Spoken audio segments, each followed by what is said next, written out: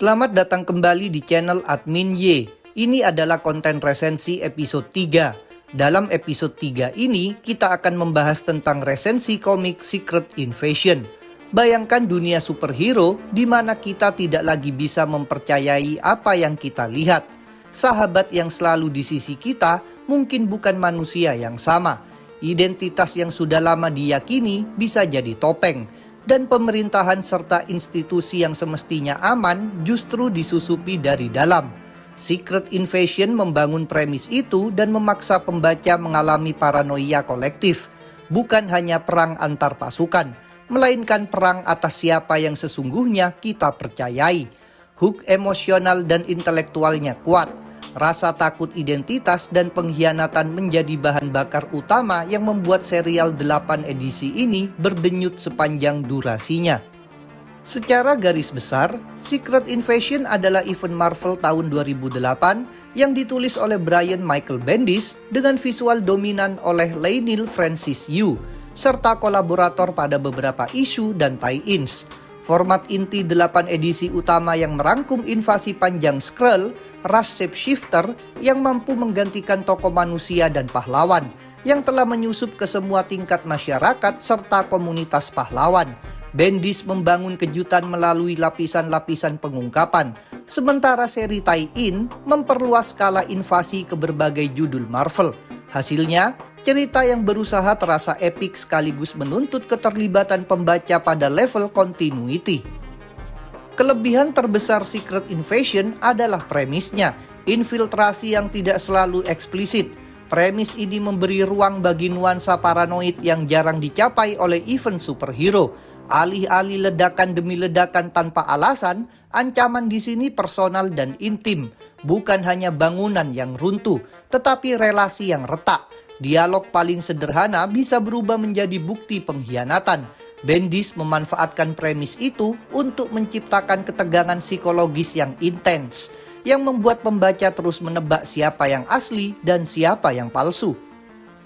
Kekuatan kedua terletak pada tone spy thriller yang dihadirkan di tengah mitologi superhero. Secret Invasion bekerja bukan semata sebagai aksi terbuka, tetapi sebagai permainan mata-mata, pengintaian, konspirasi, bluff, dan operasi rahasia. Keputusan menempatkan elemen-elemen agen rahasia, operasi hitam, keputusan moral yang kabur, serta kepentingan nasional memberikan dimensi dewasa yang mengangkat event ini dari sekedar parade kostum. Pembaca yang menyukai ketegangan intelijen akan menemukan kepuasan tersendiri saat plot berputar pada tema identitas dan loyalitas.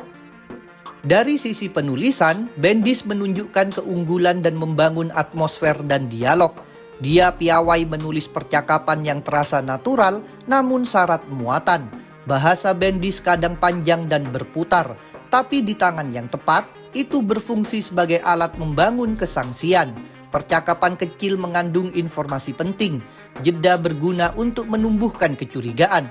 Teknik ini membuat pembaca merasakan investigasi perlahan-lahan, bukan hanya loncatan penjelasan yang dipaksakan. Visual oleh Leinil Francis Yu dan beberapa artis pendukung menjadi nilai tambah signifikan. Yu mengeksekusi aksi masif dengan komposisi panel yang dramatis. Close-up ekspresi pada momen pengkhianatan sangat efektif, dan sequence infiltrasi terdesain dengan rapi. Ada momen-momen potret bisu yang lebih kuat daripada dialog panjang. Raut wajah hero yang menyadari sesuatu yang tak bisa dipercaya, atau panel eterik yang menunjukkan sosok berubah bentuk. Semuanya menyumbang pada nuansa yang mencekam. Sisi konseptualnya juga kuat. Secret Invasion mengangkat isu tentang identitas, xenofobia, keamanan versus kebebasan, dan bagaimana negara bereaksi saat malu ditaruh di meja. Skrull di sini bukan semata alien jahat. Mereka adalah cermin yang memaksa komunitas pahlawan melihat ulang definisi kita. Dengan demikian, event ini menjadi kajian antropologis ringan tentang bagaimana masyarakat merespon ancaman yang tidak kasat mata. Sebuah tema yang relevan dan memiliki lapisan makna ketika ditelaah. Selain tema besar, serial ini juga berhasil menyajikan momen-momen emosional yang menghantam. Adegan pengkhianatan personal terasa lebih menyakitkan daripada banyak adegan pertempuran karena konsekuensinya meluas ke kepercayaan antara karakter. Kejutan besar dan twist sukses menciptakan detak jantung cerita. Pembaca yang tertarik pada drama interpersonal akan menemukan kepuasan pada cara Bendis menata pengungkapan. 1-2 dialog kecil bisa mengubah cara kita memandang sebuah karakter selama bertahun-tahun. Dampak jangka panjang Secret Invasion pada kontinuitas Marvel menjadi another selling point. Event ini bukan hanya cliffhanger komersial, namun membuka pintu ke fase baru seperti Dark Reign, memaksa penataan ulang kekuasaan di bumi komik, dan mengubah politik internal sejumlah tim pahlawan. Bagi pembaca yang menikmati konsekuensi yang bertahan lama, Secret Invasion memberikan iming-iming nyata bahwa apa yang terjadi di sini akan mempengaruhi judul-judul lain untuk tahun-tahun berikutnya. Tentu saja ada kekurangan yang signifikan. Kritik paling sering diarahkan pada ketergantungan event terhadap puluhan tie-in yang menjalar ke hampir semua judul Marvel saat itu. Untuk benar-benar memahami skala invasi, pembaca sering dituntut membeli banyak judul tambahan. Ini membuat pengalaman membaca inti terasa tidak utuh jika kita hanya mengikuti edisi utama. Ketergantungan ini bukan hanya soal biaya, namun juga memecah narasi inti sehingga pembaca yang hanya baca seri utama bisa melewatkan perkembangan krusial. Rangkaian tie-in itu menyebabkan masalah struktural. Alur utama berulang kali menunda penceritaan untuk memberi ruang pada world building dari sisi lain, sehingga pacing serial terasa tidak konsisten. Ada momen-momen di mana kita merasa didera informasi plot yang tercecer. Adegan besar di satu judul menyelesaikan hal yang tampaknya penting, namun konteks dan bobot emosionalnya hanya bisa dipahami jika kita membaca 5 atau 6 tie-in lain. Teknik ini membuat Secret Invasion terasa seperti ekosistem komersial daripada narasi mandiri yang kohesif. Kekurangan lain adalah pengelolaan karakter. Dengan roster besar Marvel pada saat itu, tidak semua karakter mendapat porsi dramatis yang memadai. Karakter-karakter sekunder yang potensial untuk memperkaya dimensi manusia dari invasi seringkali dijadikan cameo cepat tanpa perkembangan. Akibatnya, intensitas emosional tidak selalu seimbang. Beberapa arc personal terasa dipaksakan sebagai beat plot alih-alih tumbuh organik dari karakter itu sendiri. Dari sisi penulisan, meskipun Bendis piawai membangun mood, gaya dialognya juga menjadi pedang bermata dua. Kecenderungan untuk monolog panjang dan percakapan panjang terkadang melambatkan laju aksi. Pada pembaca yang menginginkan tensi yang terus-menerus dan adegan aksi yang padat, beberapa halaman terasa terlalu banyak dihabiskan untuk pembicaraan politik atau perencanaan, sehingga momentum fisik lewat adegan pertempuran kehilangan beat yang ideal. Sisi logika invasi juga mendapat kritik. Motivasi Skrull secara kolektif dan alasan strategis invasi kadang tidak diperdalam secara memuaskan. Alih-alih mengeksplorasi landasan ideologis atau budaya Skrull secara mendalam, narasi lebih sering fokus pada implikasi taktisnya bagi bumi. Bagi pembaca yang berharap eksplorasi etnis atau politik alien lebih kaya, pendekatan ini terasa agak dangkal. Skrull sering tampil sebagai alat plot ketimbang ras dengan kultur yang bisa dipahami. Akhirnya, resolusi dan konsekuensi politiknya menimbulkan perdebatan. Beberapa pembaca merasa klimaks dan transisi ke fase pasca invasi yang memunculkan karakter seperti Norman Osborn dan era Dark Reign terasa terlalu cepat dan memprioritaskan pergantian kekuasaan daripada penutupan emosional yang memadai untuk korban dan pengkhianatan yang terjadi. Perubahan status quo ini efektif secara dramatis, tetapi sebagian pembaca menilai itu mengorbankan kedalaman penyelesaian untuk efek kejutan dan setup arc berikutnya. Isu pertama bekerja sebagai pintu masuk yang efektif, memperkenalkan kita pada nuansa pengawasan dan alarm yang samar, menabur kecurigaan perlahan, dan memposisikan karakter-karakter kunci pada tempat-tempat rentan.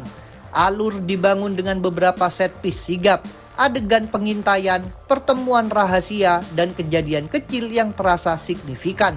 yang membuat pembaca merasakan bahwa sesuatu sedang disetel untuk ledakan.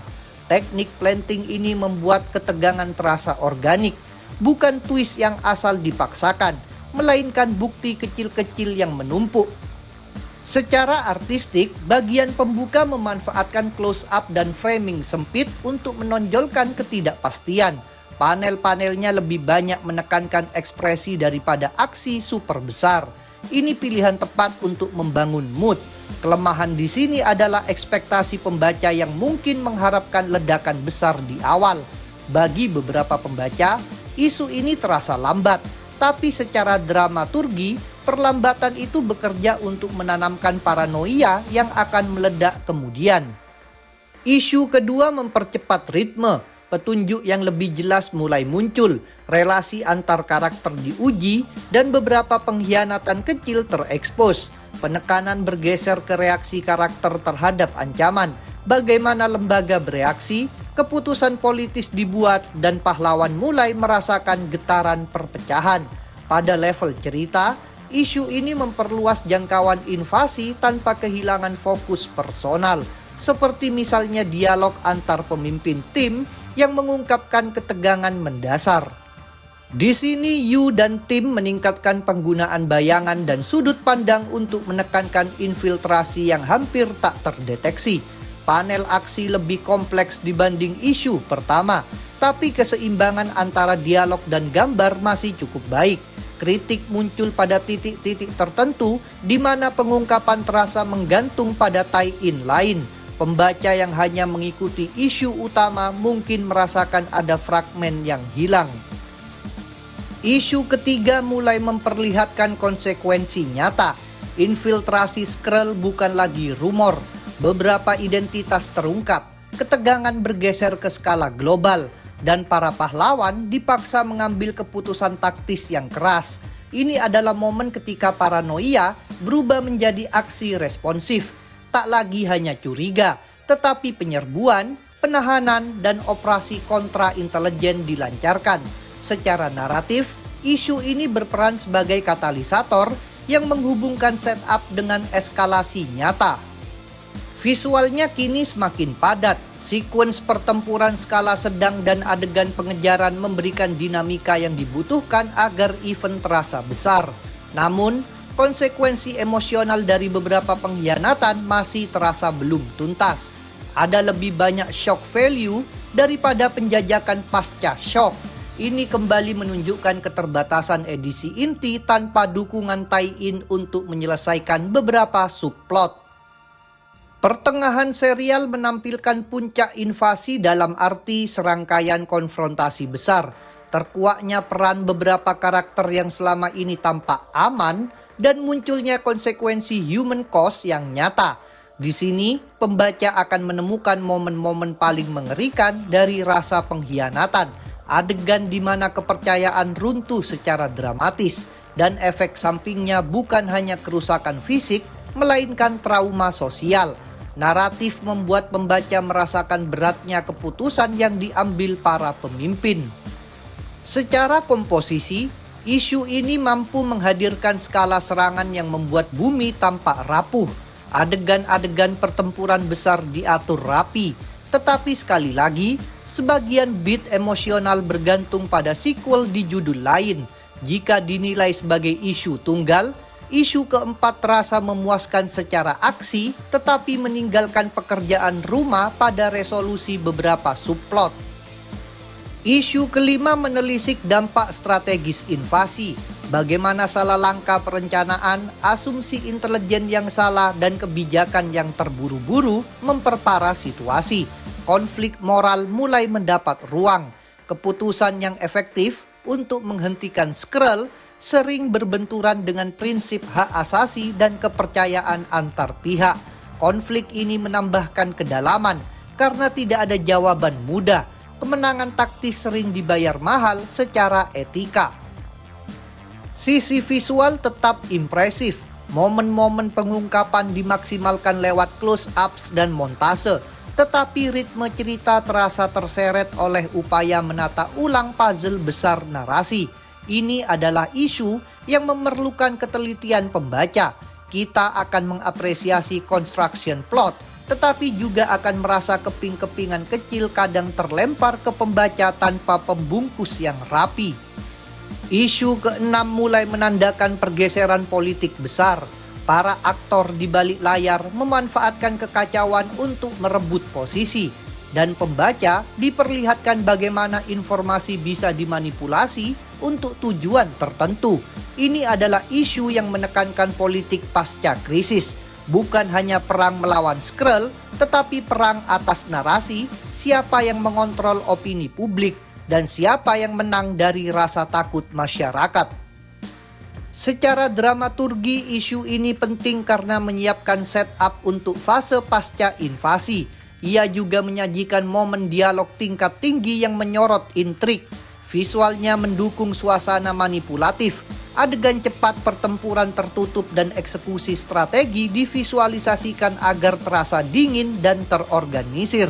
Kritik utama beberapa pembaca mungkin merasa isu ini lebih banyak bicara daripada bergerak. Namun, ini adalah keharusan naratif untuk transisi ke klimaks. Menjelang akhir, isu ketujuh memuat fragmen-fragmen klimaks. Pertempuran besar, pengorbanan karakter, dan pembedahan kebenaran yang menyakitkan. Isu ini menegaskan bahwa harga kemenangan tidak murah. Beberapa pahlawan harus memilih antara keselamatan personal dan kebaikan kolektif. Emosi pembaca di sini dimanfaatkan penuh. Adegan-adegan penutup babak memaksa pembaca menimbang nilai loyalitas dan pragmatisme. Visual isu ini menjadi puncak estetika pertempuran. Koreografi skala besar dan potret tragedi disatukan dengan kuat. Namun seperti pada banyak serial event, beberapa arc kecil belum mendapat resolusi yang memadai di sini. Ada rasa bahwa isu ini menampung terlalu banyak mikro konflik yang semestinya diselesaikan terpisah. Meski demikian, ritme emosi dan ketegangan berfungsi sangat efektif untuk mempersiapkan penutup. Isu penutup harus melakukan dua tugas besar, menutup invasi dan menyiapkan dunia pasca invasi. Isu 8 berusaha menuntaskan konfrontasi langsung dengan Skrull, mengungkap motif besar dan menunjukkan konsekuensi politik, termasuk pengalihan kekuasaan dan reorganisasi keamanan global dalam universe Marvel. Akhirnya, pembaca melihat bagaimana korban pribadi berbaur dengan pergantian kepemimpinan yang akan menjadi tema dominan setelah ini. Sebagai penutup, isu 8 memuaskan dari sisi spektakuler dan konsekuensi jangka panjang.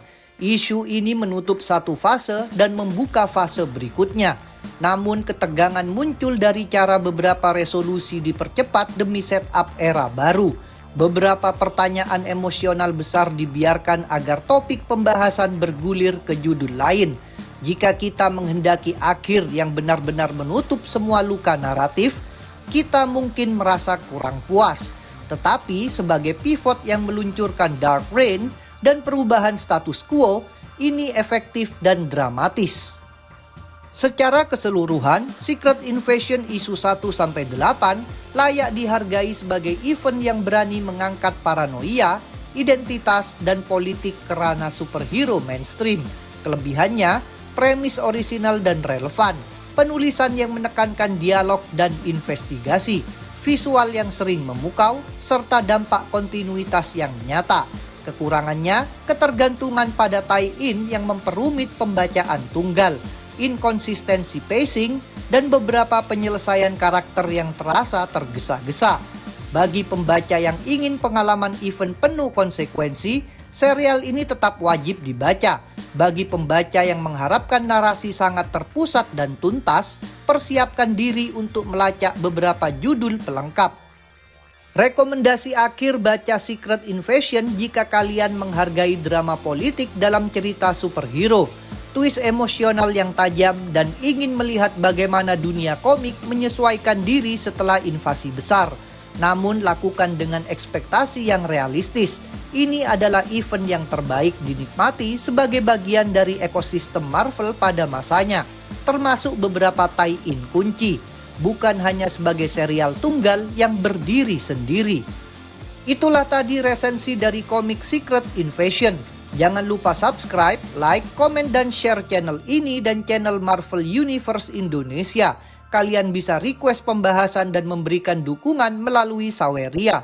Link ada di deskripsi. Sampai berjumpa kembali dalam video berikutnya. Terima kasih.